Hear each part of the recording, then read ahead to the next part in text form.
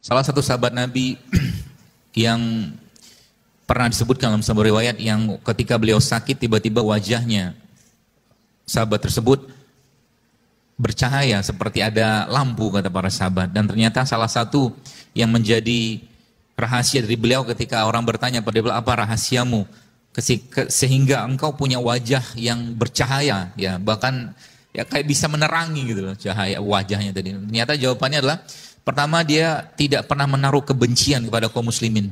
Jadi orang-orang yang hatinya penuh damai, penuh cinta, penuh kasih sayang, maka Allah kan juga memberikan kepadanya banyak sekali faidahnya, terutama pada kaum. Jadi kita memang jangan pernah ada benci kepada kaum muslimin, kecuali memang dia memusuhi Islam bahkan atau mungkin orang-orang kafir ya.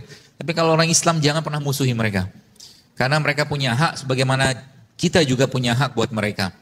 Itu yang pertama. Yang kedua dikatakan, saya tidak pernah mau ngurusin urusan orang lain. Jadi salah satu rahasia atau dua rahasianya itu adalah yang pertama, dia tidak pernah ada kebencian dalam hati terhadap kaum muslimin, yang pertama. Yang kedua, dia sibuk dengan urusannya sendiri gitu.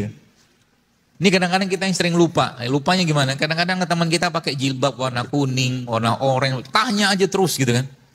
Nggak ada kepentingan ya. Yang ikhwan mungkin laki-laki juga nanya, kok kamu begini hari ini gitu. Ada urusan-urusan yang kita nggak perlu urus gitu kan. Nah zaman sekarang ini banyak orang ngurusin urusan orang lain yang nggak dibutuhkan sama dia.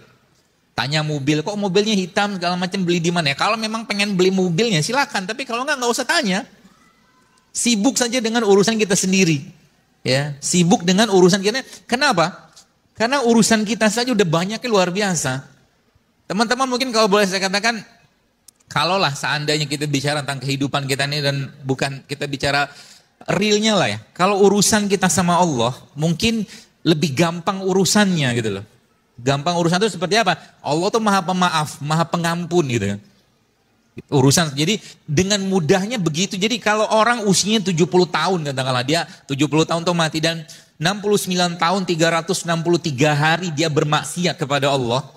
Lalu akhirnya 69 tahun 364 hari atau 70 tahun kurang 1 hari dia bertaubat atau taubatan nasuha, dan 69 tahun 365 hari tepat pada usia 70 tahun dia dipanggil Allah, maka 69 tahun 363 hari diampuni sama-sama Allah. Itu dahsyatnya Allah tuh kayak begitu. Ya, syaratnya apa? Tadi saya katakan kembali sama Allah gitu kan. Jadi kalau mungkin saya katakan bagi teman-teman yang saat ini sudah sebulan mungkin mengikuti pola-pola hidup sehat gitu kan, dan saya katakan kalau kita ngerti esensi maknanya, sebenarnya itu bagian dari rasa syukur, ketaatan kita pada Allah. Jadi saya katakan kalau ada orang tiap hari masih nyampahin badannya lah, mungkin zolimi badan dengan bangkang kasar, saya katakan ini kurang syukur apalagi gitu dengan badan kayak begini Allah sudah berikan. Maka kita hari ini mau belajar bagaimana caranya menjaga itu semua. Ya, sehingga nanti pulang dari sini ya harapan besarnya apa? Harapan besar kan semakin banyak umat Islam yang sehat gitu kan. Harapan besarnya apa?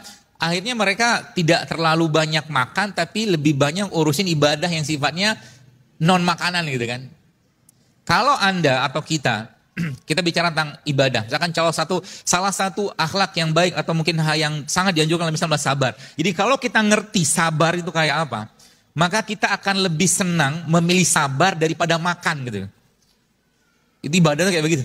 Kalau orang ngerti dahsyatnya katakanlah puasa itu kayak apa, maka mereka akan lebih memilih puasa daripada makan. Kenapa? Karena contohnya begitu dari Nabi SAW. Maka kalau kita pelajari agama kita, semua yang dikerjakan atau mungkin diperintahkan sama Allah pasti bikin candu.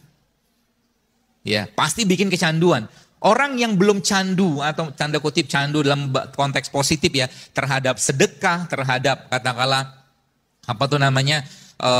sholat malam, duha segala macam gitu kan, dia belum merasakan esensi iman gitu kan.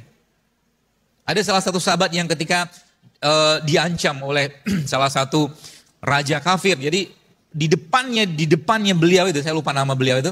Jadi di depannya sahabat tadi tuh ada yang dipenggal, ada yang dibunuh segala macam. Dia diem aja, nggak bergeming sama sekali. Terus akhirnya sampailah pada satu titik di mana sahabat atau pasukan-pasukan itu dicemplungin satu persatu ke dalam air mendidih gitu kan. Dan itu dikatakan Basir Raja tadi. Apa dia katakan sahabat? Dia katakan tidak, dia bilang saya menangis Karena saya minta kepada Allah, dia bilang, seandainya saya diberikan 10 nyawa untuk kau cemplungkan ke sana, tapi aku tetap beriman kepada Allah. Itu iman tuh kayak begitu. Dari mana itu bermula? Memang dari tarbiyah. Jadi salah satu kunci yang sekarang kalau boleh saya katakan teman sekalian, masalah kesehatan kita saat ini gara-gara apa? Gara-gara banyak makan. Itu aja. Buktinya apa? Nabi katakan dalam sebuah hadis bahwa di akhir zaman nanti aku melihat dia di kalangan umatku, kata Nabi, banyak fenomena gemuk.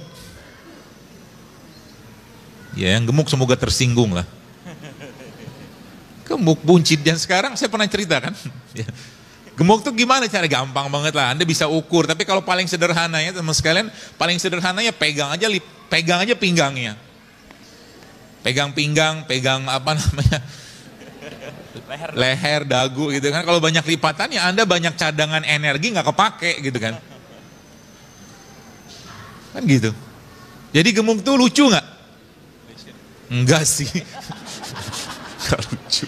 Membela diri. Karena obesity is a disease. Obesitas itu penyakit gitu loh. Itu sebabnya di zaman Nabi kan gak banyak penyakit degeneratif. Apakah orang-orang zaman dulu itu gak bisa kena penyakit kayak sekarang? Tetap bisa gitu kan. Jadi penyakit kita zaman sekarang gara-gara apa? Tadi saya katakan gara-gara kita tidak mampu mengendalikan mulut.